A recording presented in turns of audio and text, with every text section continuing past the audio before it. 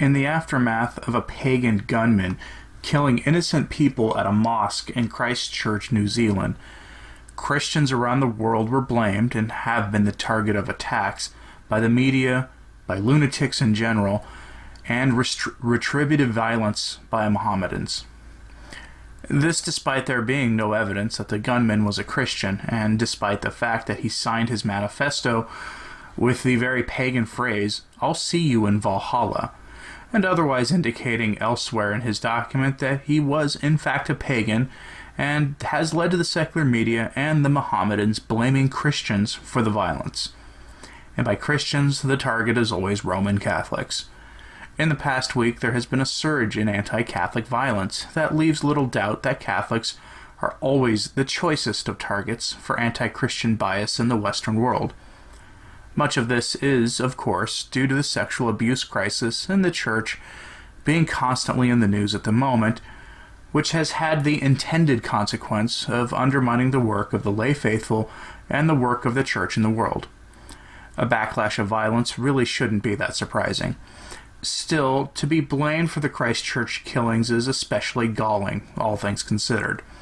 Let's have a look at the rising anti-Catholic violence before looking into the most obvious acts of retribution against Catholics for the crimes of a pagan. But first I wanted to thank my patrons for their support of this channel. If you want to join them in supporting my work, there are links in the description below, including links to Patreon and Subscribestar, which is actually now up and running again. Also, I wanted to repeat my call for submissions for the blog, returntotradition.org. There have been a few articles posted by viewers and supporters like you, so please feel free to submit an article for the blog if you want to use the email address in the description below. I can't pay for them at this stage of things, but I do want to help get more Catholic voices out there doing this kind of work for the Church. Of course, not all attacks have been conducted by adherents of the religion of peace on behalf of their demon-worshipping false prophet. On Friday morning in Montreal, a Catholic priest was stabbed while saying a mass. The attacker, Vlad Christian Aramea, made his court appearance by video feed Saturday. The police have ruled out terrorism as the motive for the attack. As of the time of the production of this video early Monday morning, there hasn't been a motive named for the attack. Most likely the attacker is simply a lunatic, or was motivated by the near constant barrage of anti-Catholic priest propaganda in the media currently. The court proceedings will make that clear over the next few weeks. This isn't an isolated case either. 2 weeks ago, a former New Jersey Catholic priest who had allegedly sexually abused boys had been murdered in Las Vegas. John Caparelli, age 70, died of a single gunshot wound to the neck. His body was discovered by a state employee during a welfare home check. While it appears he may have been on welfare, given the nature of the business the visitor who was on who discovered his body, he had purchased the home for about $300,000 in 2016, all despite having been laicized as punishment for his alleged crimes and having had his teaching license stripped later as a consequence. It would not be surprising if it was discovered that while he was on welfare, he had been up to some shady business himself, ultimately leading to his homicide. Though, to be clear, his teaching license was not revoked until 2011, when the allegations against him became public, despite his laicization happening in the 1990s. But of course, violence against these priests is probably not related to Christchurch. The real story is the burning of Catholic churches in Paris, France, a story that has gone largely underreported in the media. More than a dozen historic churches have caught fire in the past week. The cause? Officially unknown, but let's be honest about this for a moment. But let's have a look at the story itself from an outfit called Gaudium Press, which styles itself as an instrument of the failed new evangelization. France. 12 Catholic churches vandalized. Paris reported on the 21st of March, this past Thursday. The Spanish newspaper ABC reported that 12 churches in France were victims of vandalism of an obvious anti-Catholic nature in the last 7 days. According to the newspaper, one of the most emblematic attacks was the one carried out against the Church of Saint Sulpice in the heart of Paris, burnt down last Sunday, March 17th. After the Eucharistic celebration of noon, The priest of this parish saw an individual setting fire to pieces of wood next to the temple. It's an interesting word for a Catholic church, but did not suspect anything. The fire struck the large wooden doors of the temple and spread to the stained glass windows and to a staircase. People are still searching for the perpetrator. The costs of restoring the temple are estimated at hundreds of millions of euros. Another attack was recorded at the church of Notre Dame des Enfants, Our Lady of the Children, located in the city of Nimes, where vandals profaned the temple by painting a cross using human excrement, plundered the main altar and the tabernacle, stealing consecrated hosts which were later found in the trash. In the city of Dijon, the church of Notre Dame was plundered and consecrated. The tabernacle of the temple was broken into, and the hosts were therein thrown to the ground and trampled underfoot. In Lavar, a church was assaulted by young men apparently drunk. The arm of a crucified Christ was twisted with the intention of appearing to make an obscene gesture. On the outskirts of Paris, attacks were also carried out on several important churches which suffered from vandalism.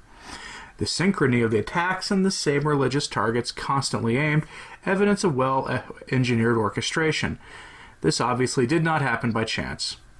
There is every reason to believe that this systematic acts of vandalism and profanation against the Catholic Church is an incipient demonstration of hatred with predetermined objectives with obscure and yet unknown claims. If you want to read that weirdly written article, you can find a link to it on the Sources blog linked in the description of this video. While that article uses weird language to describe Catholic churches, the point is obviously true. In France, this had to be a well-orchestrated and planned attack on the church throughout the country. My money is on the guilty parties being connected to the so-called New Europeans, who typically have religious affiliations with the so-called religion of peace, rather than the religion of Christ. But I could be wrong about that. Still, the timing is interesting to say the least. The attacks on church buildings pale in comparison to the profanation of the Eucharist that happened in those attacks. Though I suppose the sacrament of the altar being dumped on the ground might be better than it being stolen and used in a black mass somewhere in the country, as that has been an increasing problem since the terrible idea of communion in the hand became the norm throughout the Western world. But violence against Christians isn't limited to these stories, or to the West. In Nigeria, there has been a slaughter of Christians at the hands of Mohammedans, going on for more than 20 years. In the past week, over 300 were murdered by adherents of the media's favorite religion in that country. It's estimated that over 70,000 Catholics have been systematically slaughtered there over the course of 20 years. Yet this story gets little coverage in the media. Why is that? In fact, a simple Google search with the words "Christians murdered Nigeria" reveals a laundry list of stories of the massacres of Christians in that embattled country. This is an invisible slaughter of the faithful that few in the Western world know or care about. We hear little of this from our leaders in the church, and still less from our political leaders. Who is killing the Christians in Nigeria? A group called the Fula, or Fulani militants. They comprise the most influential and largest ethnic group in Nigeria. They are a nomadic people who were one of the earliest adopters of Mohammedanism in Africa. The roots of the crisis stem from the nomadic nature of this tribe of people and that religion dominating the north of the country where they're from, while Catholicism dominates the south. The issue is a confluence of violent religion, nomadic practices, and the need for better land. It's a witch's brew of bad circumstances that has fueled 2 decades of violence targeting Christians, and barely a word from the Western media. It shouldn't be surprising, but still does somehow surprise me from time to time. I really do need to stop thinking that the Western media cares one bit about human decency. Make no mistake, Christians are the favored targets for violence by the world, and violence done against us in the name of a demonic false god is acceptable for most in positions of power in the world. We'll even receive the blame for violence done by pagans that is clearly designed to stoke sin and division in the broader society, as was the case in New Zealand. We've seen in the past week or so, in the aftermath of that crime, Mohammedans calling for increased violence against Christians, again, despite the gunman being a pagan. The past century has seen the most Christians martyred for the faith than any time in human history. I suspect the coming decades will be worse. Keep praying, keep fasting, and stay close to the church during the storm. As always, thank you for listening and for your support. Pray and do acts of penance for the liberation and exaltation of the church. I'm Anthony Stein. Viva Cristo Rey.